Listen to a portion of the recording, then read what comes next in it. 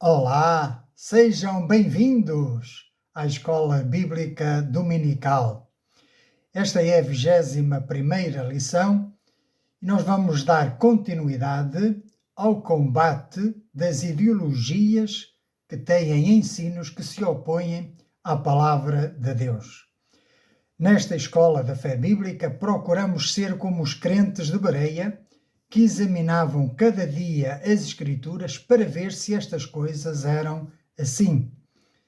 Desta forma, vamos dar continuidade com mais 2 temas e hoje iremos abordar a falácia da teoria darwiniana e também a falácia do deísmo. Vamos ver então de que é que tratam estas ideologias. Durante a lição vamos ter perguntas reflexivas e terminaremos também com oração, como é habitual. Comecemos por entender a falácia do darwinismo. Esta teoria está associada a Charles Darwin e, no seu uso filosófico, não apenas científico, é apresentada como a explicação da vida sem necessidade de Deus. Defende que a origem é baseada em processos naturais aleatórios e falam da evolução como mecanismo suficiente para explicar tudo. Sem entrarmos em detalhes técnicos de biologia, questionamos a interpretação naturalista que exclui Deus. Então, segundo o nosso entendimento, temos de rejeitar o naturalismo absoluto, que consiste em excluir Deus da origem de todas as coisas. Esta versão ideológica, esta ideologia, afirma implicitamente que a vida surgiu sem Criador. Mas a Escritura começa com Gênesis capítulo 1 e versículo 1, afirmando: no princípio criou Deus os céus e a terra. E em Isaías 45:18 menciona que o Senhor, que tem criado os céus, o Deus que formou a terra e a fez. Em Neemias capítulo 9 e versículo 6 diz: só tu és o Senhor, fizestes os céus e os mais altos céus e tudo o que neles há, a terra e tudo o que nela existe. Em Atos 17:24, fala sobre o Deus que fez o mundo e tudo o que nele há. Em Gênesis capítulo 2, versículo 4, refere-se ao dia em que o Senhor Deus fez a terra e os céus. E finalmente Jeremias 32:17 menciona: ó Eterno, meu Deus, tu que fizestes os céus e a terra com o teu grande poder. Vemos então que Deus está na origem de todas as coisas. Este é o versículo fundamental da Bíblia, Gênesis 1:1. No princípio, Deus criou todas as coisas. Deus é que está na origem de todas as coisas. Portanto, a falácia desta teoria darwinista é transformar uma explicação natural excluindo o sobrenatural. Ora, esta teoria, por outro lado, também defende que o acaso é a explicação suficiente. Ou seja, a ideia de que complexidade surge apenas por processo não guiados, não conduzidos, não pré-determinados. Porém, a Bíblia aponta para a intencionalidade. Ou seja, vemos que Deus criou as coisas com propósito.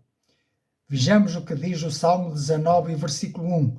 Os céus declaram a glória de Deus e o firmamento anuncia a obra das suas mãos. E temos outras passagens, como os Salmos 97, versículo 6. Os céus anunciam a sua justiça e todos os povos veem a sua glória. No Salmo 108, 5, exalta-te sobre os céus, ó Deus, e a tua glória sobre toda a terra. Estes textos destacam a criação física, os céus, como uma demonstração da grandeza e glória divina.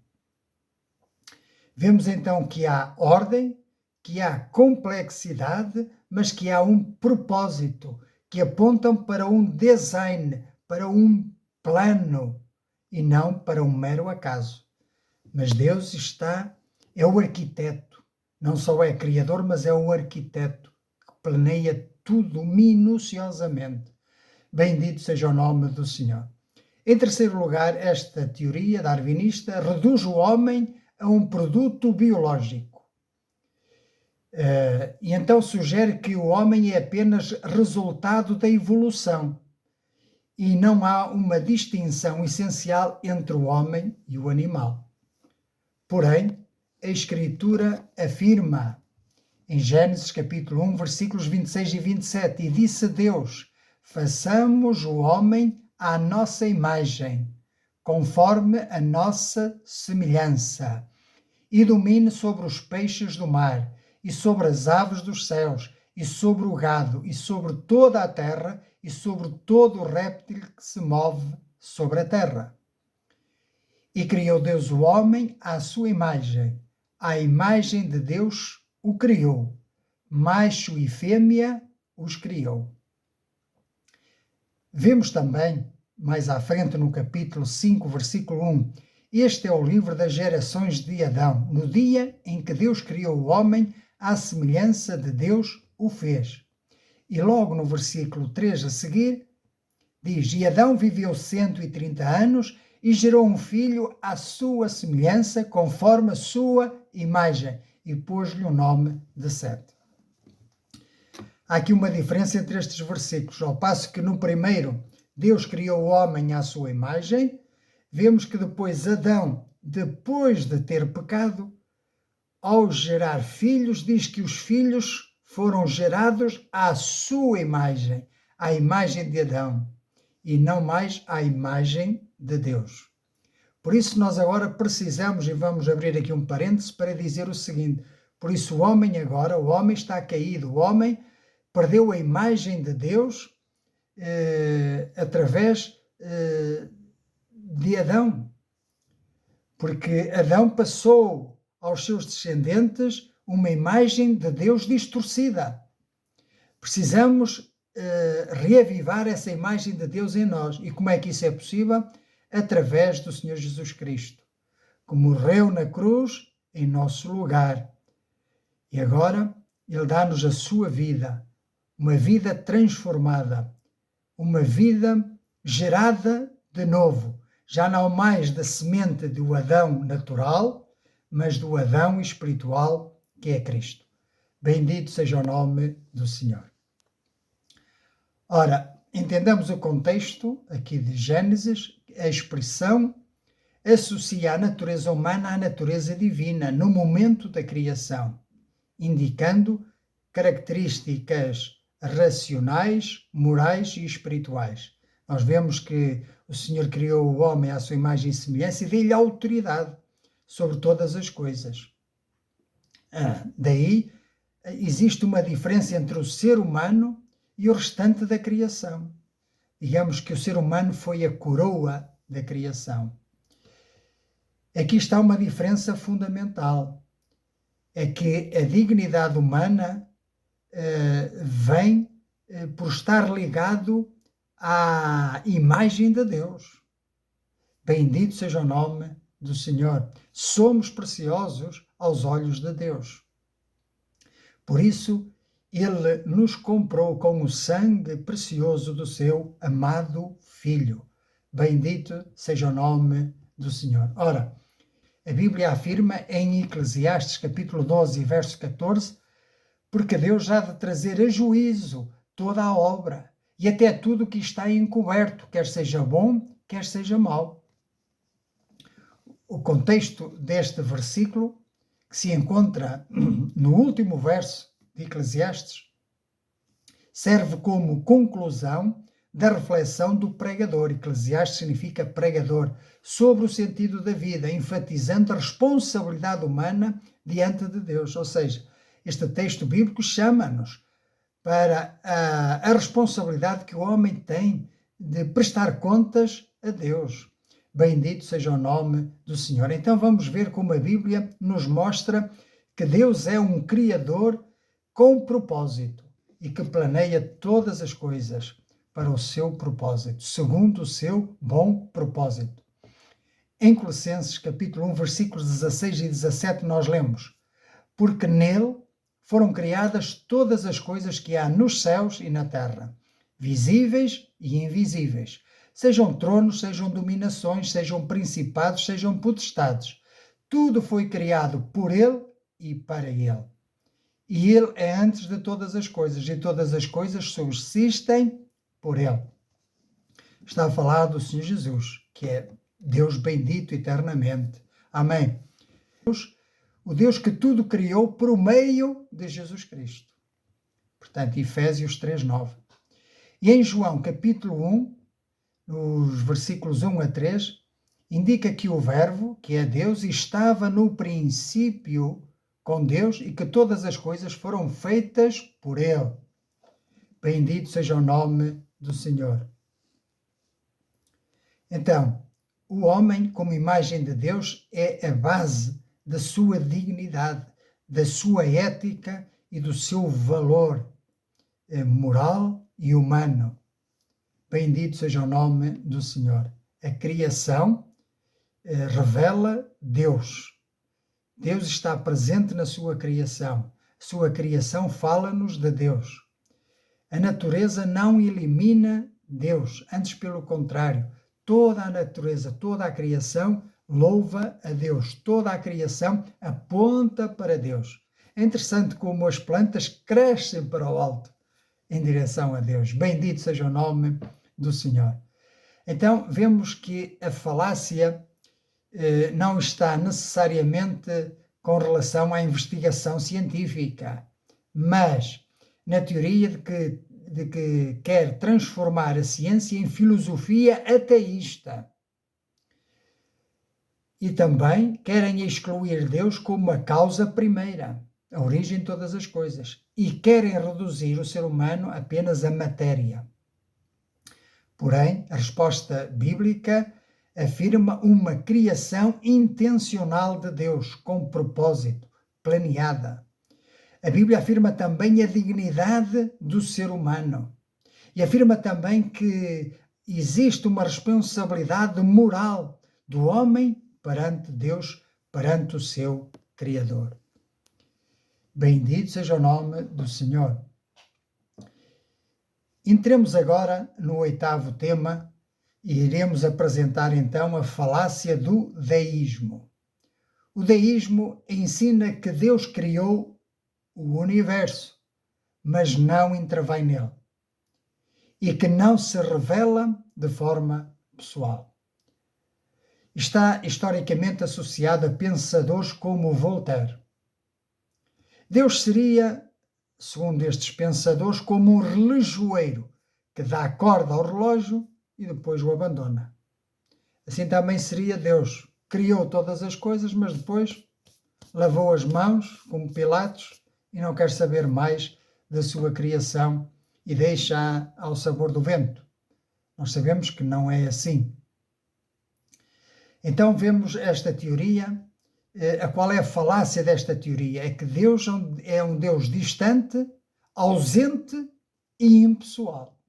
Portanto, o deísmo afirma que Deus não se envolve com o mundo, com a sua criação. Mas o que é que a Bíblia diz? Em Atos dos Apóstolos, capítulo 17 e versículo 27, fala que para que buscassem ao Senhor se porventura tateando pudessem achar, ainda que não está longe de cada um de nós. Este versículo faz parte do discurso do apóstolo Paulo no Areópago de Atenas, onde ele explica a natureza de Deus aos atenienses. E o texto termina dizendo: porque nele vivemos e nos movemos e existimos. Paulo fez um discurso ao ver uma estátua erguida ao Deus desconhecido. Então diz assim, Atos 17, capítulo 17, versículos 22 a 31. Então Paulo, levantando-se no meio do Areópago, disse: Senhores atenienses, em tudo vos vejo acentuadamente religiosos, porque, passando e observando os objetos de vosso culto, encontrei também um altar no qual está inscrito ao Deus desconhecido. Pois esse que adorais sem conhecer é precisamente aquele que eu vos anuncio. O Deus que fez o mundo e tudo o que nele existe, sendo ele Senhor do céu e da terra, e não habita em santuários feitos por mãos humanas. Nem é servido por mãos humanas, como se de alguma coisa precisasse, pois ele mesmo é quem a todos dá vida, respiração e tudo mais. De um só fez toda a raça humana para habitar sobre toda a face da terra, havendo fixado os tempos previamente estabelecidos e os limites da sua habitação, para buscarem a Deus, se porventura tateando o possam achar, bem que não está longe de cada um de nós, pois nele vivemos e nos movemos e existimos, como alguns dos vossos poetas têm dito, porque dele também somos geração. Sendo, pois, geração de Deus, não devemos pensar que a divindade é semelhante ao ouro, à prata ou à pedra, trabalhados pela arte e imaginação do homem. Ora, não levou Deus em conta os tempos da ignorância. Agora, porém, notifica aos homens que todos, em toda a parte, se arrependam, porquanto estabeleceu um dia em que há de julgar o mundo com justiça, por meio de um varão que destinou e acreditou diante de todos, ressuscitando-o dentre os mortos. Este texto é completo, fala-nos de quem é Deus, Criador de todas as coisas, o planeador, mas que não se ausentou, está perto daqueles que o buscam e nomeou um que há de ser juiz de vivos e de mortos. Está a falar do Senhor Jesus. Então, este texto fala-nos da imanência de Deus, ou seja, fala-nos do envolvimento de Deus na sua criação, indicando que ele não está distante ou inacessível ou ausente, mas está presente e próximo daqueles que o buscam. Buscar-me-eis e me achareis, se me buscardes de todo o vosso coração. Outra promessa que temos é: batei e abrir-se-vos-á, e aquele que procura, encontra. Então, não hesites em procurar este Deus maravilhoso, em buscá-lo de todo o teu coração. Outra da falácia desta teoria deísta é que eles rejeitam a revelação divina. Rejeitam também as Escrituras como sejam uma revelação de Deus. E rejeitam que Deus intervém na história. Porém, mais uma vez, a Bíblia afirma que Deus se revela. Em Hebreus, nos primeiros 4 versículos do capítulo 1, o que é que nós lemos? Que, havendo Deus falado outrora muitas vezes e de muitas maneiras aos pais pelos profetas, nestes últimos dias falou-nos pelo Filho, a quem constituiu herdeiro de todas as coisas, pelo qual também fez o universo. Ele, que é o resplendor da glória e a expressão exata do seu ser, sustentando todas as coisas pela palavra do seu poder. Depois de ter feito a purificação dos pecados, assentou-se à direita da majestade nas alturas, tendo-se tornado tão superior aos anjos, quanto herdou mais excelente nome do que eles. Bendito seja o nome do Senhor. Este versículo introduz a carta aos Hebreus, destacando que a transição entre a revelação divina no Antigo Testamento pelos profetas e a revelação plena do Novo Testamento através de Jesus Cristo. Nestes últimos dias, falou-nos pelo Filho. Bendito seja o nome do Senhor. Então Deus se revela pela criação, revela-se pela sua palavra, revela-se pelo Filho que encarnou e se fez homem e habitou entre nós e foi obediente até à morte e morte de cruz, e revela-se também na nossa consciência. Bendito seja o nome do Senhor, pois na nossa consciência há uma moral que nos diz o que é certo e o que é errado. Uma terceira teoria, ou pensamento desta teoria, é a negação da providência divina. O deísmo apresenta um universo autónomo, independente de Deus. Porém, a Escritura ensina que Deus sustenta todas as coisas pela palavra do seu poder. Deus não apenas cria, mas sustenta continuamente. Bendito seja o nome do Senhor. Um quarto pensamento da teoria deísta é que ele não aceita a encarnação do Verbo, pois se Deus não se revela, não vão aceitar também o Filho. Porém, na Bíblia nós lemos que ninguém conhece o Pai senão o Filho, e aquele a quem o Filho quiser revelar. Ora, esta teoria rejeita o Filho, se rejeita o Filho, rejeita também a revelação que o Filho traz do Pai. Esta teoria deísta também rejeita os milagres de Deus, porque são atos sobrenaturais. E muito menos aceita a redenção pelo sangue de Cristo. Ora, se enveredamos por esta teoria deísta, estamos irremediavelmente perdidos nos nossos delitos e pecado. Portanto, o centro da fé cristã é a ação de Deus na história, através de Jesus Cristo. E há outro texto também que precisamos ler, sem dúvida alguma. É o Evangelho de João, no capítulo 1 e os primeiros 14 versículos. Diz assim que no princípio era o Verbo, e o Verbo estava com Deus, e o Verbo era Deus. Ele estava no princípio com Deus. Todas as coisas foram feitas por intermédio dele, e sem ele nada do que foi feito se fez. A vida estava nele, e a vida era a luz dos homens. A luz resplandece nas trevas, e as trevas não prevaleceram contra ela. Houve um homem enviado por Deus cujo nome era João Batista. Este veio como testemunha para que testificasse a respeito da luz, que era Cristo Jesus, a fim de que todos virem a crer por intermédio dele.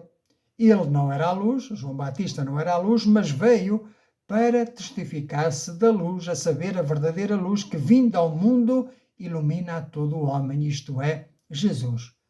Então diz aqui que o Verbo estava no mundo, Deus revelando-se. O mundo foi feito por intermédio dele, mas o mundo não o conheceu. Veio para o que era seu e os seus não o receberam. Mas, atenção, a todos quantos o receberam, pela fé, deu-lhes o poder de serem feitos filhos de Deus, a saber, aos que creem no seu nome, os quais não nasceram do sangue, nem da vontade da carne, nem da vontade do homem, mas de Deus. E o Verbo se fez carne e habitou entre nós, cheio de graça e de verdade, e vimos a sua glória, glória como a do unigênito do Pai. Este texto mostra-nos que Jesus era o Verbo estava com Deus, era Deus, ele que criou todas as coisas foram criadas por ele e para ele, e ele veio para o que era seu, os seus não o receberam, por isso quem não o recebe está condenado à morte eterna, mas aqueles que o recebem pela fé são gerados de novo, não de uma semente corruptível como a de Adão, mas da semente incorruptível do Senhor Jesus Cristo, por meio do Evangelho. Bendito seja o nome do Senhor. Portanto, esta teoria rejeita pura e simplesmente o Evangelho, a boa nova da salvação. Aleluia! Bendito seja o nome do Senhor. Que o Senhor nos ajude a não cairmos nesta ideologia, nesta teoria, neste pensamento de trevas e de morte. Portanto, o mistério da encarnação afirma que o Verbo eterno assumiu a natureza humana. Ele fez-se de facto homem, não foi ele apenas parecia humana, mas ele fez-se carne. A palavra no grego significa tabernaculou no meio dos homens, sugerindo que Jesus é a presença de Deus habitando fisicamente entre os homens. Ora, não podemos pedir uma revelação maior do que esta. Rejeitar esta revelação é continuar cego, sem saber que caminho pisa e nem para onde vai. Portanto, aqueles que rejeitam que Jesus Cristo veio em carne permanecem em trevas e estão mortos em seus delitos e pecados. Se não, vejamos o que nos diz 1 João capítulo 4, versículos 2 e 3, em que estabelece que todo o espírito que não confessa que Jesus Cristo veio em carne não é de Deus, sendo este o espírito do anticristo. Em 2 João, capítulo 1, versículo 7, identifica como enganador e anticristo aquele que não confessa a vinda de Jesus Cristo em carne. 1 João, capítulo 2, versículo 22, reforça que negar que Jesus é o Cristo equivale a negar o Pai e o Filho, caracterizando o anticristo. Estes versículos enfatizam a encarnação, Deus fazendo-se homem. É como que um teste fundamental para discernir a verdade doutrinária. Porém, o que é que a Bíblia responde? A Bíblia é clara ao afirmar que o nosso Deus é um Deus pessoal, não é uma força, é um Deus pessoal e relacional. Ele quer se relacionar com a criatura. Bendito seja o nome do Senhor. Em Tiago, capítulo 4, versículo 8, diz: chegai-vos a Deus e Ele se chegará a vós. Limpai as mãos, pecadores, e vós de duplo ânimo, purificai os corações. Este é um convite à ação. O ser humano precisa dar o primeiro passo na direção a Deus, pois existe uma promessa divina que Deus responda ao esforço de aproximação, aproximando-se também. Isto requer existe uma necessidade, requer de nós limpar as mãos, ou seja, as nossas atitudes, e purificar os nossos corações, as intenções da mente, as nossas motivações, precisam ser motivações corretas e limpas. Um coração limpo, um coração contrito, o Senhor não desprezará. Portanto, o contexto deste versículo prossegue indicando que humilhar-se perante o Senhor traz exaltação.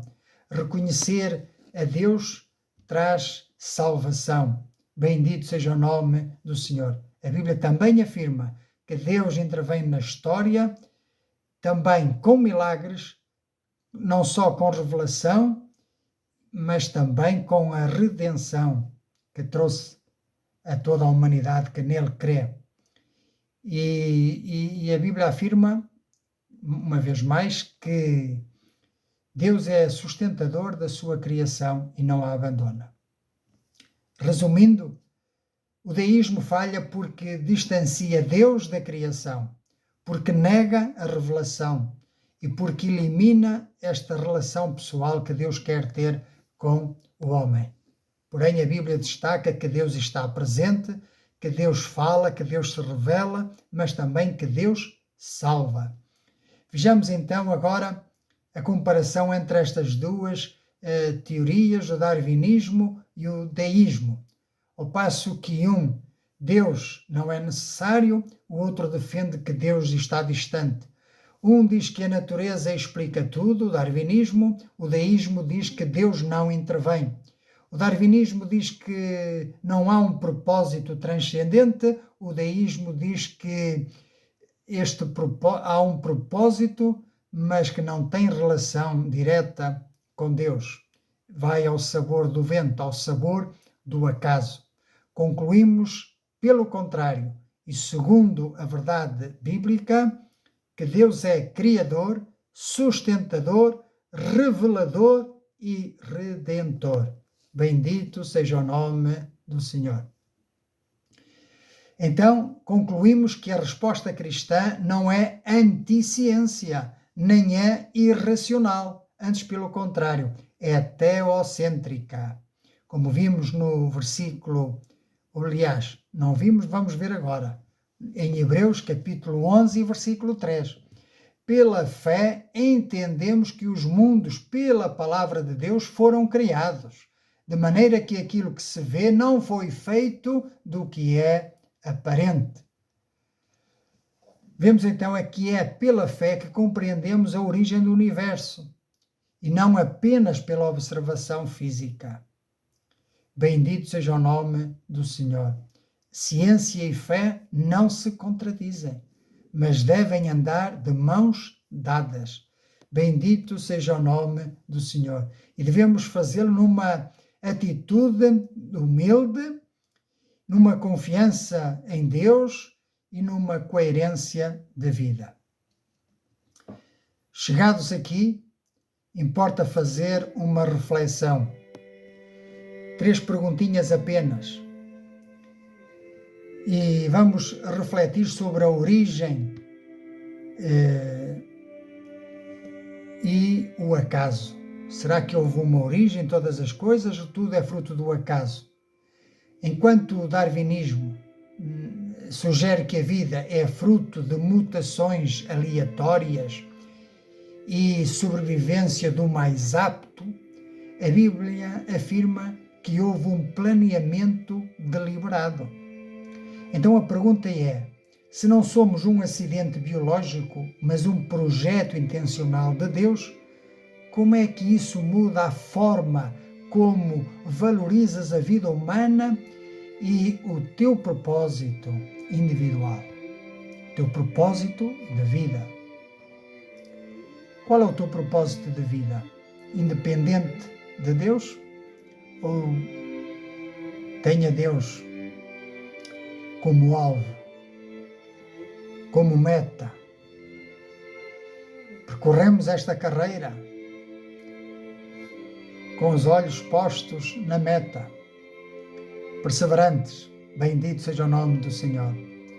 A segunda pergunta: o deísmo aceita um Criador, mas coloca-o como um relojoeiro que deu corda, mas depois foi-se embora, se retirou. Ora, isso esvazia a oração e a providência divina. Se Deus está longe, como lhe podemos orar? Pois a Bíblia diz que aquele que se aproxima de Deus precisa de crer que Ele existe, e mais, e que é galardoador dos que o buscam. Por isso a pergunta é, de que forma a tua vida diária demonstra que serves a um Deus que intervém na história? Ou será que vives ou vivemos distraídos, agindo como se Deus estivesse distante e não se importasse com os nossos detalhes? Talvez sejamos a viver um deísmo disfarçado.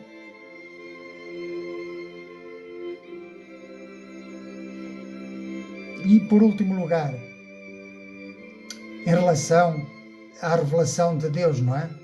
Ambas as ideologias tendem a colocar a razão humana ou a observação natural das coisas acima da revelação escritural. Daí que a pergunta é, até que ponto permites que teorias mutáveis da ciência ou da filosofia moldem a tua fé? Em vez de permitires que a palavra de Deus, que é eterna, portanto é imutável, permitires que ela seja o filtro pelo qual interpretas ou interpretamos toda a realidade ao nosso redor. Pois se a Bíblia tem origem divina, ela tem sabedoria suficiente para nos esclarecer sobre todas as áreas da nossa vida. Bendito seja o nome do Senhor. Em que situação te encontras? Se porventura se encontra alguém perdido num destes dois mundos, chegou o momento de render-se a Deus e depositar total confiança na sua revelação através do Filho, que encarnou para nos salvar e nos elevar a uma posição e condição mais elevada, uma condição sobrenatural de filhos de Deus. Então, se desejas livre e espontaneamente dar este passo de fé, entregares a tua vida a Cristo para seres salvo, podes fazer comigo esta oração, mas falo de livre e espontânea vontade, e que o Senhor te possa abençoar. Vamos orar.